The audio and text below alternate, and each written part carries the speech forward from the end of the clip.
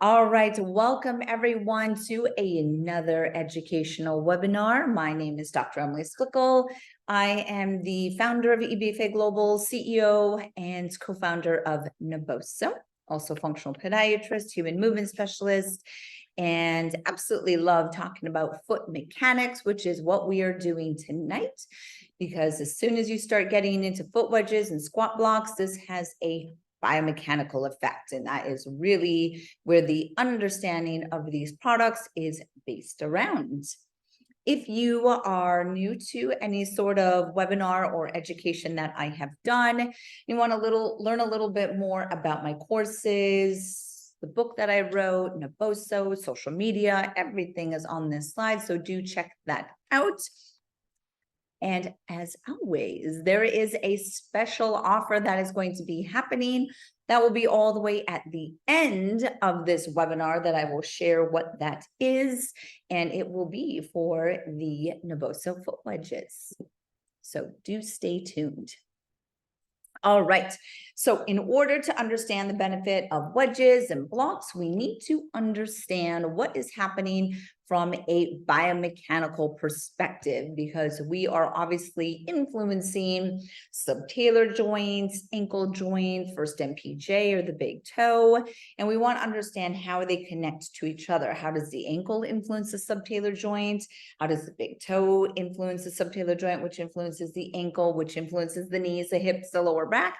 Because where a lot of people will be using these different wedges and blocks is doing lower extremity exercises, namely like a back squat, right? So they are often used to just increase the depth of that squat, increase the load, increase the muscle activation. They're very trendy, but we want to make sure that we are not just using trendy products, but is there science and validity behind them as well? That's really important and what we want to be asking ourselves, okay? So when we think about a squat, like a back squat, a bilateral squat, what is happening is that there is obviously going to be a shift in your center of gravity as you're going lower into the squat. And a proper squat form, or the mechanics of a squat, is based around really looking at this bottom. If you can see my arrow, obviously there's going to be from the ground up influence of what is happening from an ankle mobility perspective, because that ankle mobility is going to affect how much that tibia is able to translate forward. And then the tibial translation obviously is going to have an effect on the degree of knee flexion. Degree of knee flexion is obviously going to have an effect on quad activation. It's also going to affect all the way over to your hips and your pelvis into your torso. So oftentimes what you will see is that the lower that you try to go into a squat, if you don't have sufficient mobility in these different joints, you will then drop your chest. And a lot of people will either not be able to lower into a squat deeper, which means they're doing kind of like half squats, which I know there's probably a lot of trainers and coaches that are on right now, that if you see someone who's squatting like half of the depth that they should, we know that they're actually not getting the true muscle activation that they need into their hips, glutes, hammies, and quads. And therefore, it's kind of like, why are you doing the squat, right? We want to make sure that we're getting that optimal range of motion so we can get the optimal stress and activation to the muscles. Okay, so oftentimes you will see these compensation patterns as someone has insufficient mobility, which is why a lot of people start turning towards things like squat blocks or squat wedges.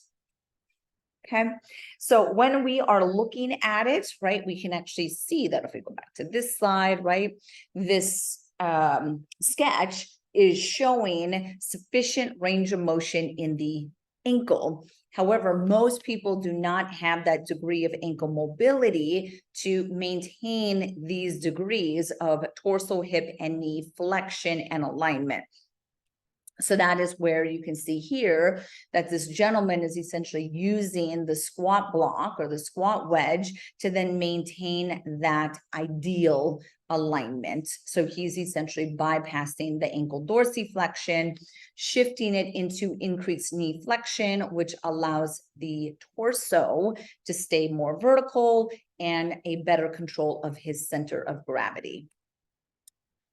So why a lot of people are looking at squat blocks is that they are thinking of the different benefits. There's the three main ones that we want to think about is going to be squat depth, squat form, squat performance. So by using squat blocks, elevating the heel, you shift your center of gravity forward, allowing you to better control the forward lean.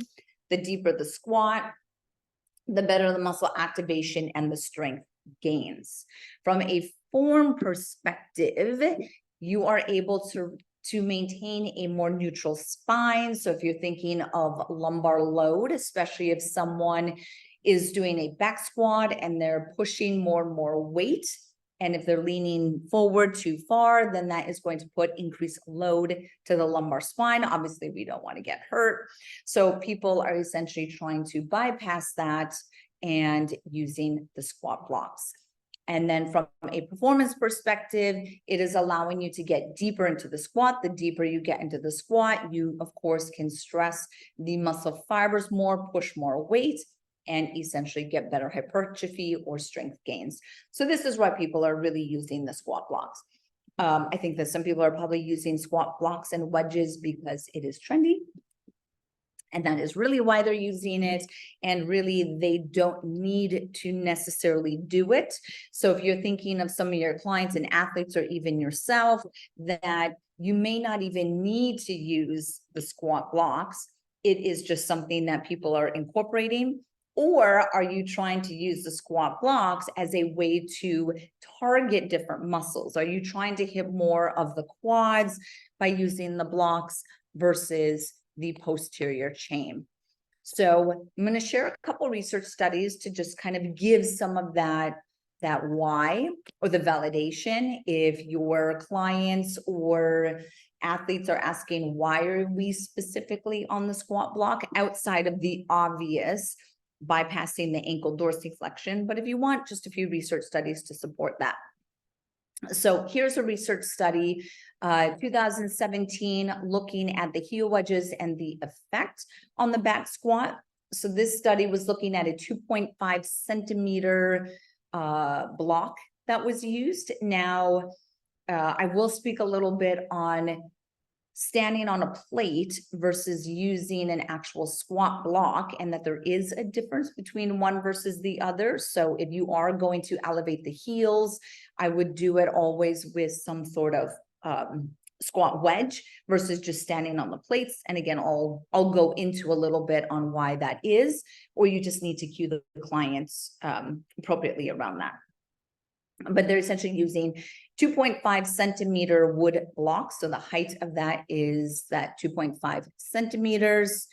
The heel wedge condition elicited significantly less forward trunk flexion and less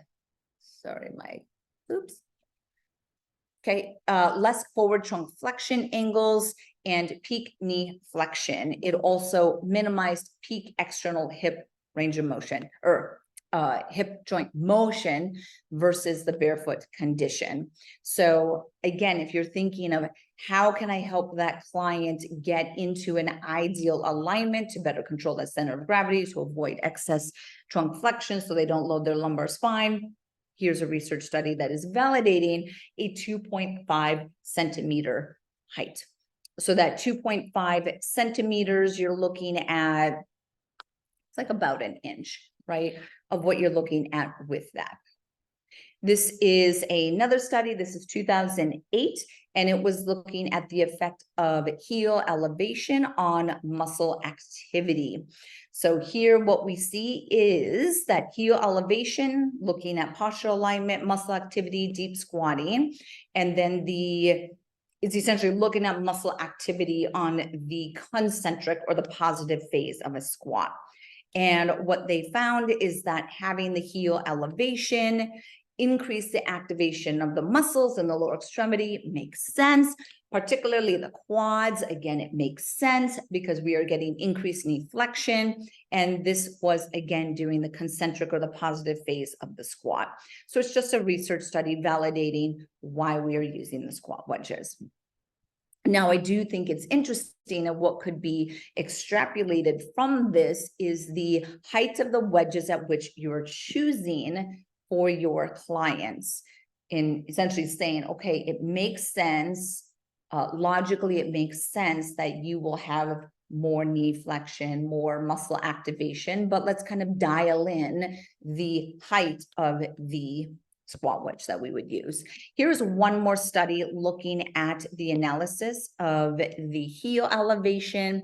And what I actually just want to show you pictorially is that you can look at, as an example in this subject here. So this was the squatting mechanic when they were totally flat, so no heel elevation. Obviously, we can look at and see that there is less knee flexion, there's more forward lean, there would be more force on the lumbar spine of this individual in figure 8. Figure 9, she is in a 0.75 inch of a heel elevated squat. And we can see much better alignment, better control of the trunk and that knee flexion, the control over the center of gravity. And then if we look at the 1.5 inch heel elevation, that honestly looks beautiful, right? So here on the study, we're looking at, and as trainers and coaches, you're looking at the form to determine how are they controlling their center of gravity. Here would allow you to say, okay, I'm seeing a difference in 3/4 of an inch versus 1.5 inches. So you're essentially doubling it, right? And then how most people are squatting here, okay? All right, so from a practical tip perspective, these are again some additional research studies that are looking at it. 98 study is looking at a heel lift between 1/2 inch and 1.25 inches is really where they're seeing the best form being supported. So again, there's going to be a little bit of variability. It's going to be a little bit of variability in your clients or in you based off of your ankle dorsiflexion, based off of your foot type. Now, typically where you will see some of that compensation and that dropping of the chest is, of course, in our overpronated, limited ankle dorsiflexion that is compensating into collapsing the feet down. That's going to be a classic one, but it's also going to be very much observed in the higher arch. So when someone has more like a cavus foot or a high arch, it then is often associated with structurally short Achilles tendons. So I just want you to kind of see that or observe those patterns or anticipate that perhaps you notice that a lot of those clients with the higher arches are benefiting the most from these squat wedges. And it allows you to kind of play around a little bit between 1/2 inch and 1.25 inches. Now, if you think of the Naboso foot wedges, the heel wedge, this is 1/2 inch, and then this is 1.5 inches. So you can kind of play around even just with the Naboso wedges and see, okay, how does it work when your client is on 1/2 inch? Or if you put them a little bit more on the toe wedge, which is taller, how do they respond to that? And do you actually observe better control over that center of gravity and the mechanics of the squat? So it's a great option. And that's actually why we have the two different wedge heights. The next one is looking here that for increased gastroc activity, the minimum heel lift would be 0.75 inches. And any height above 1 inch, they didn't see an increase. So you're really kind of dialing it in around, that 3/4 to 1 inch when you are trying to increase that gastroc activity. And then other studies have found this 2.5 centimeter heel to toe height difference is giving the best effect. Now, one of the squat wedges that I got, this is 2 inches. So this is really a lot of elevation, probably a lot more elevation than what is needed. And if you are using something like this, that is 2 inches, that is going to bypass perhaps the actual elevation you need. You are essentially going to be putting much more load onto the knee joints. So you do really want to be careful and make sure that you have a few options. Don't just throw all the clients onto this degree of a squat block. You want to maybe some just needs half an inch, 2 inches is a lot. I'll demonstrate on these and kind of show, but honestly, the 2 inch, when I was playing around with these, it really hurt my knees. But my knees are destroyed from being different sports. Oh my God, my knees are destroyed. But it's just something that you want to be really mindful of. Okay. So this photo is probably a 2 inch elevation is what you're seeing. And that's going to put a lot of load. What I would say, just kind of thinking kind of the clinical side of it is, obviously you are slowly increasing the load for that client and making sure that they have the sufficient myofascial capsular tendinous capacity to take that degree of knee flexion before you start loading them, right? Of course, things like that are common sense. All right, so what I'm going to do is show you a little bit of these squat blocks that I have. And let me do this here. Great. So these were just some squat blocks that I got on Amazon. And I'm going to actually close this so that I'm big, and then I will share it again. Okay. So these were ones. So these actually have, and I do not work with this company in any way, these have a 1 inch option and then a 2 inch option. And where these are really good is that they give the option. What I would like, and if you do get these, is I would mark, so the 1 inch is on the side here. I would actually continue across. I would probably draw, like if you have a white marker, and draw the 1 inch across so that your client can easily know where to place their heel for the 1 inch elevation is what I would do. If this is something really important, is if you are using squat blocks and you're thinking of this as 1 inch or 2 inch, your client either has to be in a 0 drop shoe or barefoot. Because if they are in a traditional sneaker that has a 12 to 14 millimeter drop anyway, and you're putting them on a 2 inch drop, that is even more load into the knee and degree of knee flexion that is required in the quad activation. So just be really mindful. I'm all about minimal 0 drop barefoot when doing lifts and in a gym setting, but just factor that in as well. And know that if you're 2 inches, you might actually be, closer to 3 inches, depending on what their shoes are, right? So we have this. Now, when you're on these, this will seem kind of like common sense, but the benefit of the squat wedges is that, I don't know if you can tell, but I'm trying to show that I don't want my body leaning forward.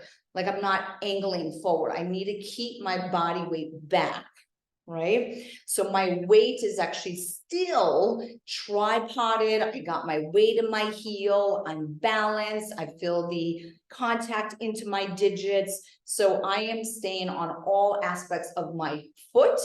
I'm not leaning forward, which is why it's actually recommended not to use something like just plates, because when you throw plates under someone's heel, they're going to pitch forward and it's going to increase the forefoot load. So stay on the tripod, stay centered over the foot. And then when you're going down, you're able to maintain that posterior position as we're going up, right? So you're kind of trying, this is 1 inch. This is 1 inch for me. How does this feel on my knees, right? The load here, bring it up.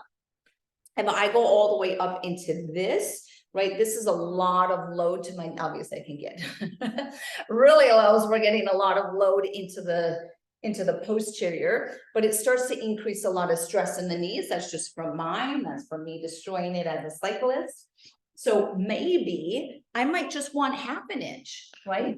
Do I want to use half of an inch for my squat? And then what does that do to my mechanics? How does that feel to my knee joints? You can see I'm just placing them down. I'm still staying on my tripod, going a little bit wider with my feet, right? I actually really like that. And then bring it up. So it's an option of what we can do, okay? Now, if you are using the toe wedges here, and we're in this position, if I do this, this is where you want to be careful that you're not dumping forward onto the forefoot. You want to stay centered. So you might actually want to be more like this so that the foot can still contact the wedges as going down. Okay, so that's a little bit as far as the squat wedges, the mechanics, how you can get increased activation into the quads, increase knee flexion. Think about the cavus feet. Think about the clients who have overpronation, because there's often a correlation between limited ankle dorsiflexion and eversion pronation. So you're kind of working with them. You can do the heel wedge with the squat blocks, which I'm going to show you in a moment, as far as trying to control that subtalar joint. Okay. So those are your squat blocks. Those are the ranges. Those are some of the research. That's how it's affecting the squatting mechanics.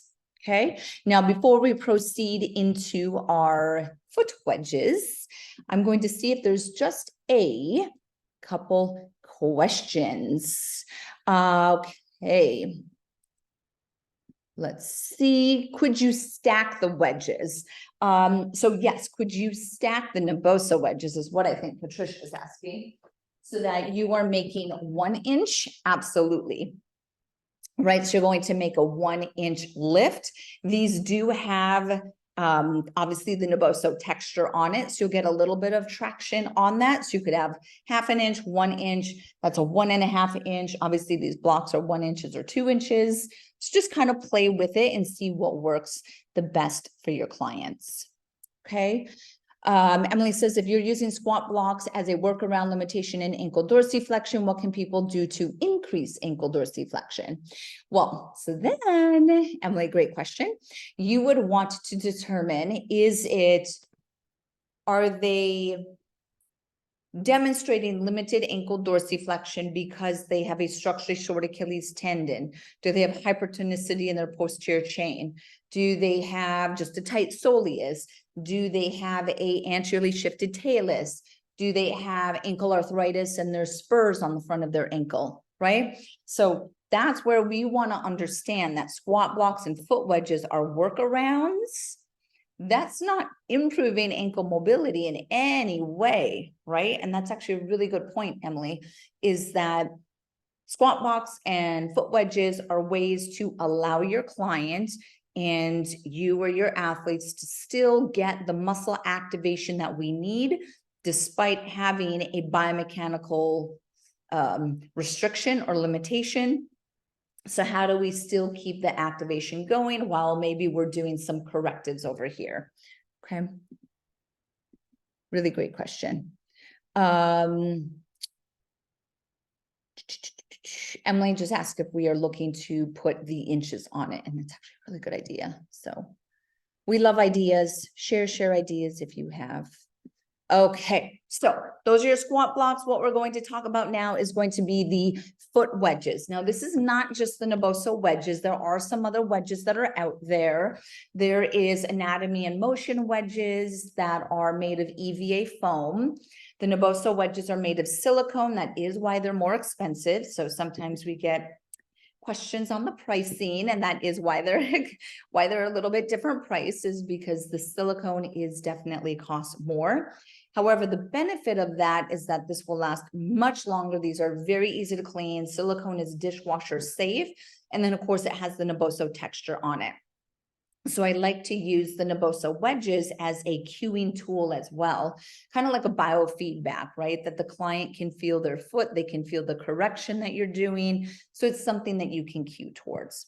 Okay, now this is what you're getting. So here's the dimensions of it, right? So 1/2 inch on the heel wedge, I already told you that. 1.5 inches on the toe wedge. This is going to be a 25-degree angle, and then this will be a 10-degree angle. Okay, so depending if you like to think in angles or height, I just want you to understand both of those. Okay, very diverse in the application, mix and match. You can put this under the navicular, you can put this under the big toe, you could put this under the heel. So just know that you can also be biomechanically creative on how you're using these. Okay. Now, one of the most obvious benefits of the heel wedge is that you are using it to post your client to neutral.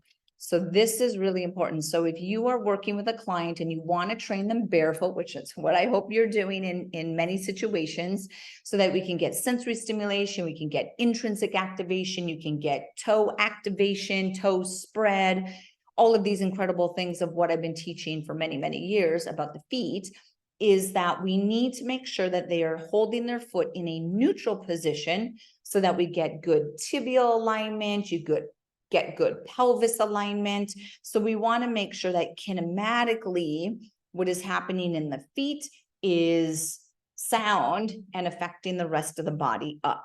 So for this, we just want to make sure that everyone is on the same page, because again, knowing the backgrounds, I'm not sure of everyone who is listening, is for this, you need to understand the subtalar joint.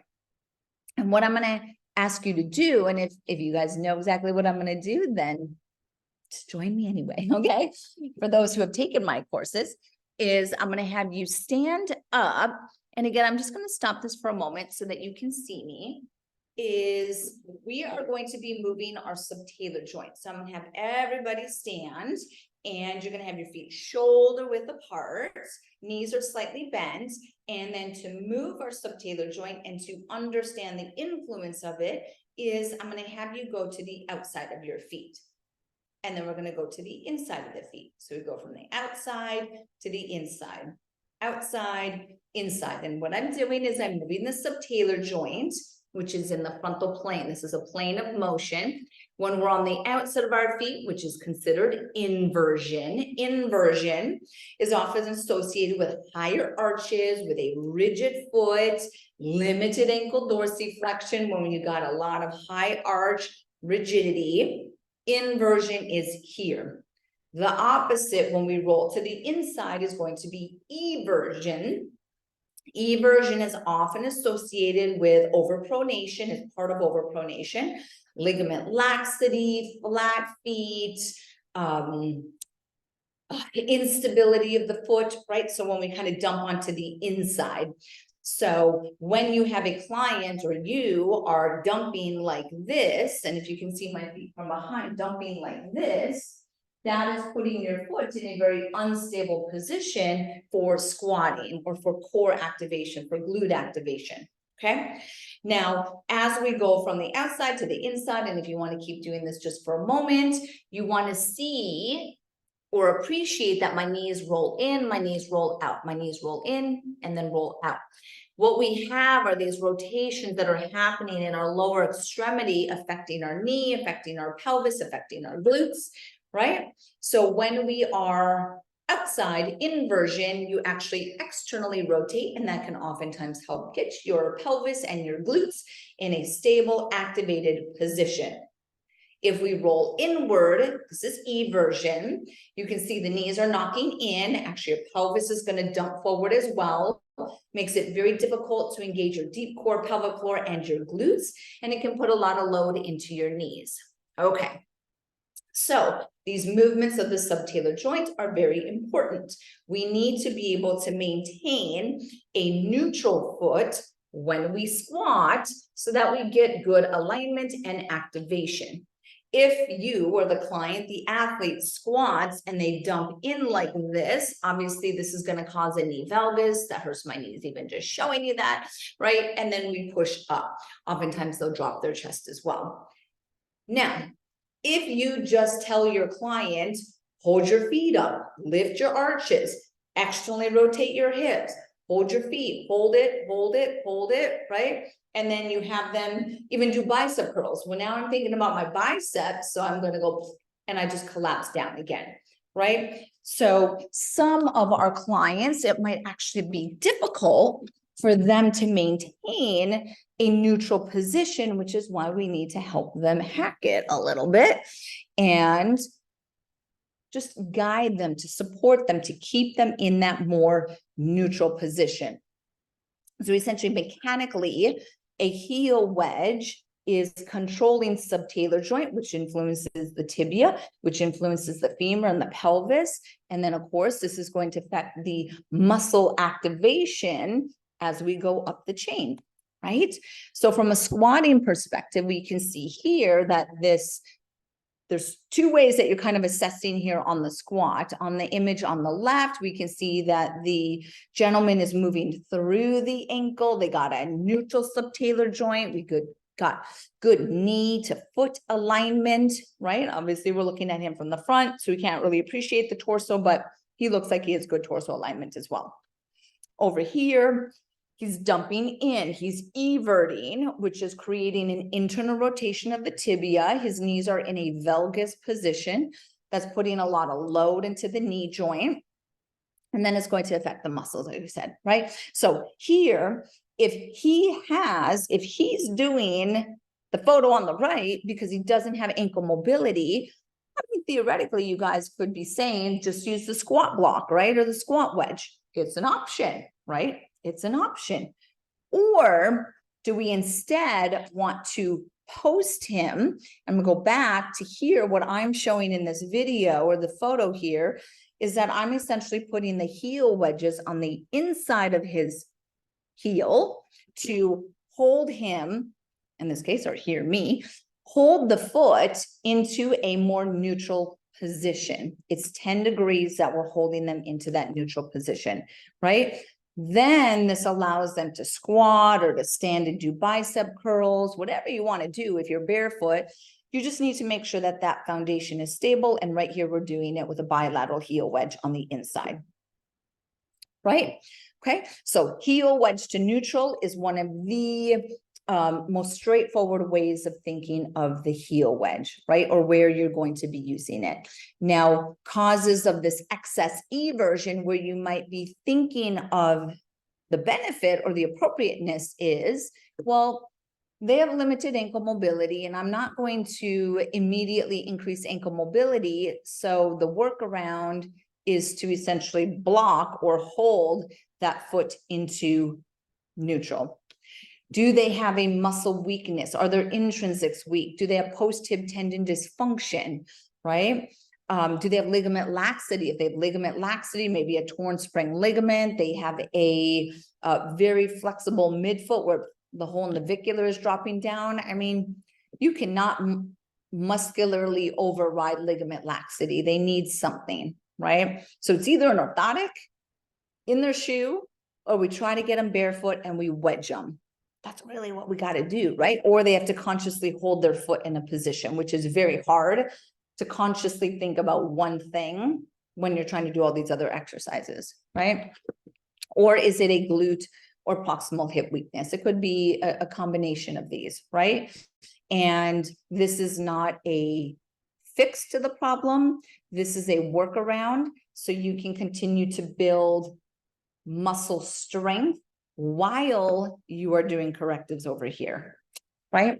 Okay, so from the toe wedge perspective, this is the heel wedge from a toe wedge perspective. But again, I'm going to show how you could use this as well. But if you're putting a wedge under the forefoot, I want you to understand those mechanics as well. We've been speaking about the rear foot, the subtalar joint, the ankle. Let's go to the forefoot and talk about what is happening in the first MPJ.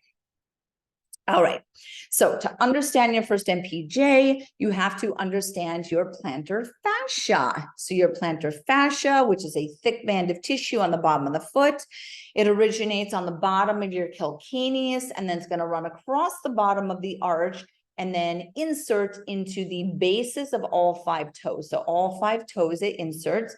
A lot of the focus is on the big toe, but just know it's all 5 toes.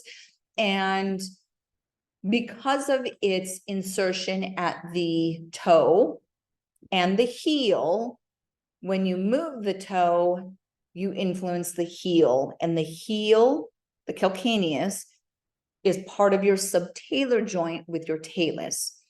So ultimately, when you move the toe, you dorsiflex it like this photo, you dorsiflex your first MPJ, it's going to tighten the plantar fascia, which is going to pull on the calcaneus, and because it originates on the medial side of the calcaneus, it is going to invert the heel.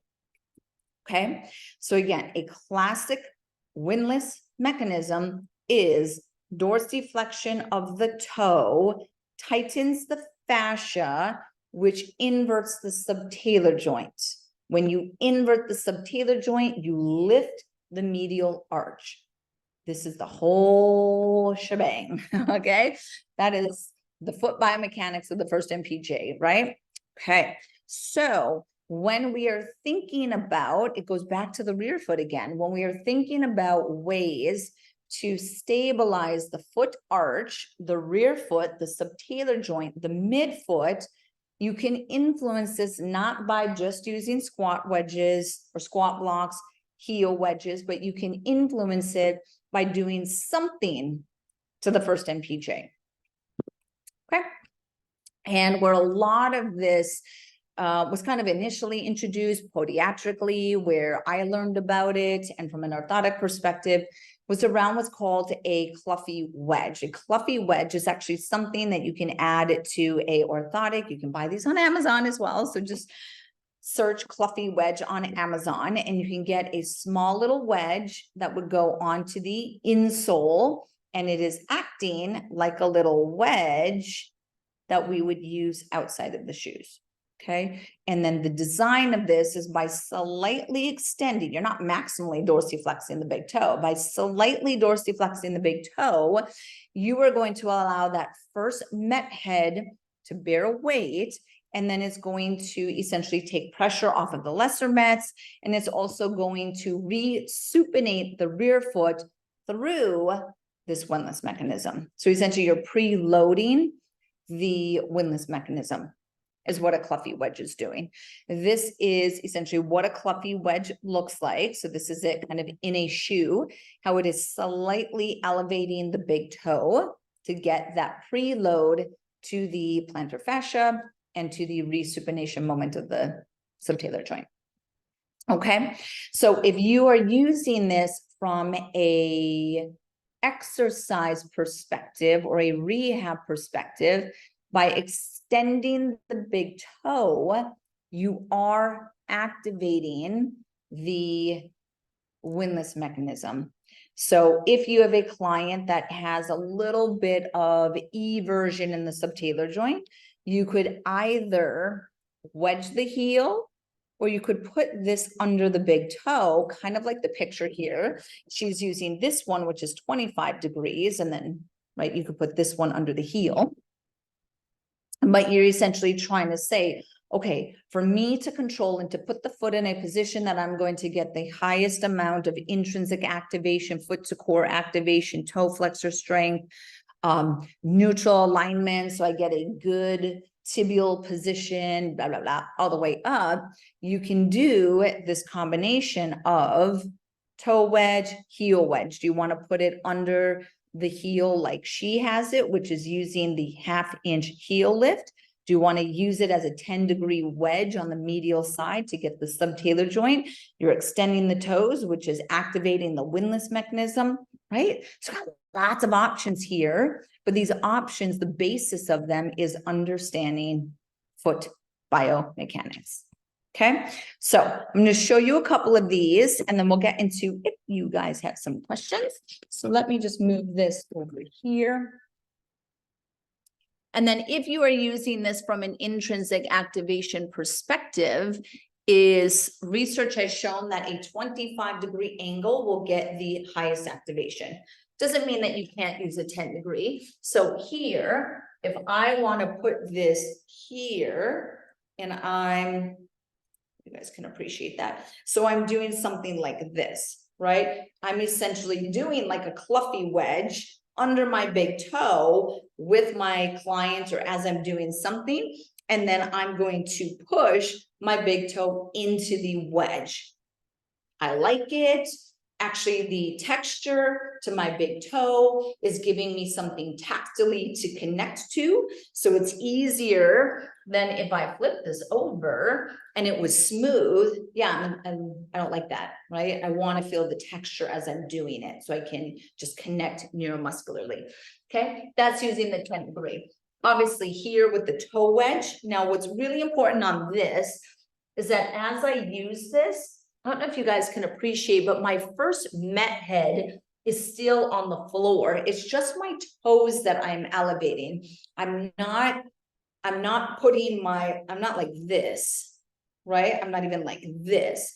My met heads have to be on the floor. You are only extending the phalanx, so the phalanges, not the met heads, right? And then from here, I would push into the wedge. And honestly, me doing this and I'm pushing, I'm doing short foot, that I feel so much more activation than that, right? Now, it might not be practical to always have the toe wedge for your clients or your athletes in every exercise, but could we activate this way, do a few repetitions, right? You're essentially priming the system. Now when we go and we're doing whatever exercises and I'm doing it flat-footed on the ground, I'm going to get more activation. I've essentially just primed the intrinsic muscles, right? Now if I want to combine them, toe wedge up here, heel wedge on the inside. I actually really like this setup. This to me gives me massive intrinsic activation. I love it. Do I want to, instead of doing this, I'm going to do this, right? So it's different, right? It's just another option. Ooh, I like that too, right? Do I want to do that? Do I want to do both at the same time? There are other options as well. Do I want to, if I was on this, and let's say I have not just limited ankle mobility, but I'm here and I've got some ligament laxity in my foot, I can do this, right? And then we're going to load this way. So we're going to be able to really understand the personalization of how you can work with these different tools for each client based off of their joint mechanics and their mobility. Okay, so those are great options as well. I've seen some people put this under the navicular, so you could absolutely just put it under the medial foot. So I'm putting it here and I'm just lifting the navicular. If someone has a lot of ligament laxity, would you use the toe wedge as part of it? I already have a supinated foot, so this would be too much for me, but could I do this? Absolutely. Could I use the heel wedge like a varus post? So I'm actually putting it underneath my first met head.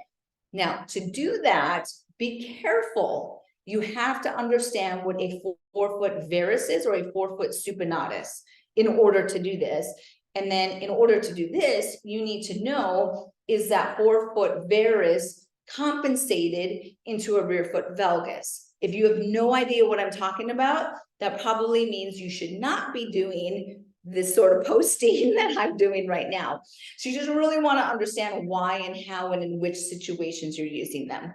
Okay, very versatile tools. I think that they are a great tool to be in every trainer's, coach's toolkit, especially when you are able to kind of personalize for all of your clients on how you want to do it, right? They give a really, really good option for that.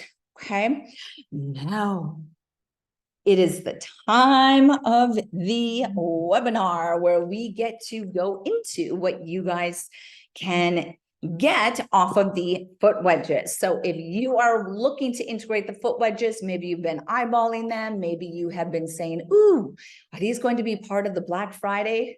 And it seems crazy that we're already talking about Black Friday and Christmas and holidays, right? End of year.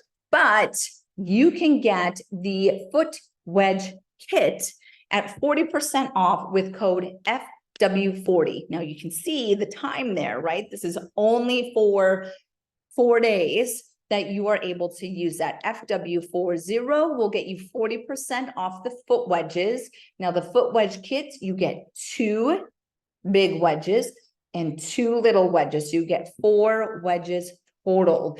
It is $75. You get 40% off of that. I don't know. That makes it like $40 versus $75. So that is a great savings. That is at naboso.com. Okay. Now, this is just part of every webinar that I do, but I have these different programs. If you want to learn more about different at-home programs that I have, check these out. Use code webinar for $50 off. You would just go to my website, dremilyspickle.com. Under the programs, it says at-home programs, and that's where you will be able to do that. And then for any of the additional information on social media, YouTube, websites, seeing patients, getting certified, or of course, Naboso, please check that out. Okay. I am going to answer any questions that you guys have. I'm just going to put this up so that you have that. Okay, so Lisa Fine is asking, do you have any suggestions for those with plantar fasciitis? Now, what I will say, Lisa, because I've actually done webinars on plantar fasciitis, and there's a whole, I could speak about plantar fasciitis for hours. But what I want you to think about with plantar fasciitis is think about the influence of the big toe and this windless mechanism. So the cluffy wedge, how we're loading it. Is there plantar fasciitis because they have a first MPJ issue? And do we need to do something to help change the timing of the first MPJ so that they're not excessively loading that plantar fascia through this windless mechanism? Is it something with the timing of the load to the plantar fascia? Okay, so I want to kind of just put it out there for you on that, just because, again, I need a lot more information on the plantar fasciitis. Lisa says, if a person has flat feet and wears insert, is it best to have them wear them with their workout or instead be barefoot? Now, great question. It depends on the degree of the overpronation and the flat feet. Is it because of ligament laxity? Is it because of muscle strength? Is it because of limited ankle dorsiflexion? So like, what's the cause? And then aside from that, I think that there's a benefit to getting everyone into a more sensorially rich environment. Does that mean the whole workout? Does that mean every workout and every time you guys train? No. But could you bring them into a barefoot environment, use things like this, the different wedges, to help them hold neutral so that they can get the benefit of both environments? That's what I would do. I like to have a little bit of all environments. Emily says, is the cluffy wedge useful for a Morton's toe, or should the first metatarsal be elevated? I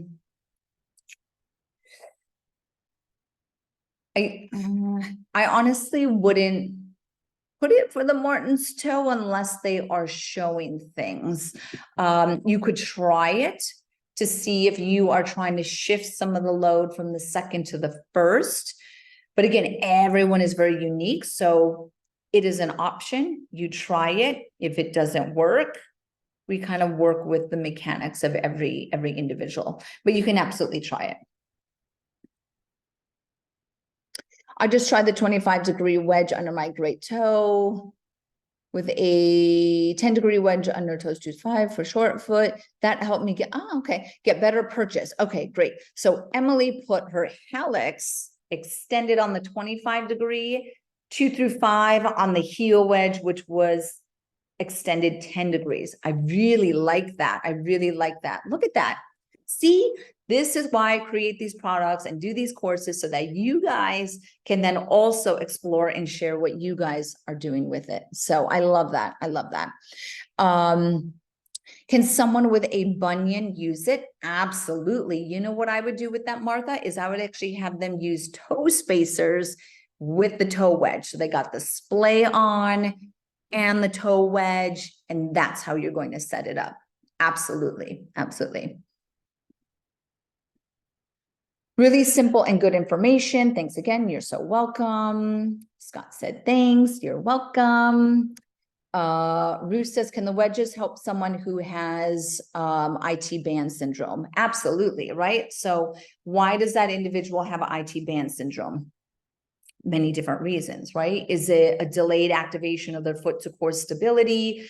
And that is delayed because they have ligament laxity or overpronation in the foot? Could be, right? So they're over recruiting the lateral line to try to stabilize because of that insufficient foot to core. So yes, I would be curious of the foot type of the individual with IT band syndrome, but that's really good. Is splay good to use with zero shoes and a cluffy wedge? Absolutely, absolutely. Great question. You can combine all of these. I think that that's what it is demonstrating, is that you can combine all of these. Scott and Joseph from Reno Running Companies say hi. Thank you. Hi. I love when we get our resellers on here as well. So if any of you are any resellers, always at any time, shout out, share that you are using the products and selling those.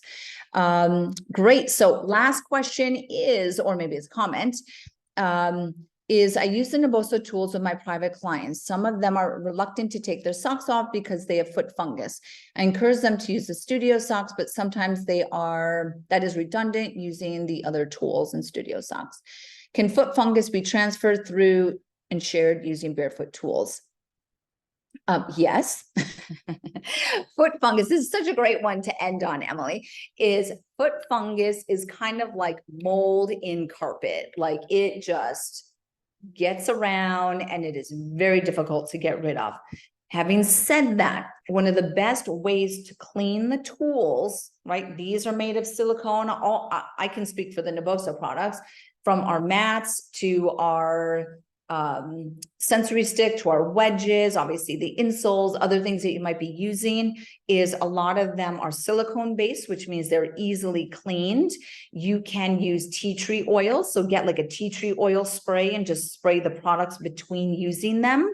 You could do like a deeper clean every once in a while and just throw your wedges or whatnot into the dishwasher. Nero balls, the Nero balls are also dishwasher safe. So just wash them, get them clean. In between, for like a quicker, I would just get tea tree oil spray. There's some really good yoga mat cleaners that have tea tree oil in them, and that's a great way that you could do it. And then you can let your clients know that you are responsibly cleaning them in between. Okay. And then last question, Vanessa says, how would these be helpful for numbness and neuropathy? So what you're doing is you are helping someone with neuropathy or numbness feel the different foot positions through the textured feedback. So that's what you want to cue towards. And that's one of obviously the biggest benefits of the Naboso products, is that we use texture on all of our products to help those who do have perhaps some neuropathy or numbness feel their feet. Okay, really, really good question. And you are so welcome to everyone. Thank you all so much. Please do not forget that code FW40 through this Sunday, 10/15. The recording will be sent to everyone. Do stay tuned. We will have another webinar. And if you guys ever have any questions of what you want these webinars to be on, please share that feedback, send an email, message me on Instagram. I am more than happy to do any sort of lectures that you guys have on specific topics. But thank you guys so much. Again, check out all those different offers. Check us out on social, and I will see you on another EBFA webinar soon. Have an awesome day or night, depending where on the world you are. Thank you.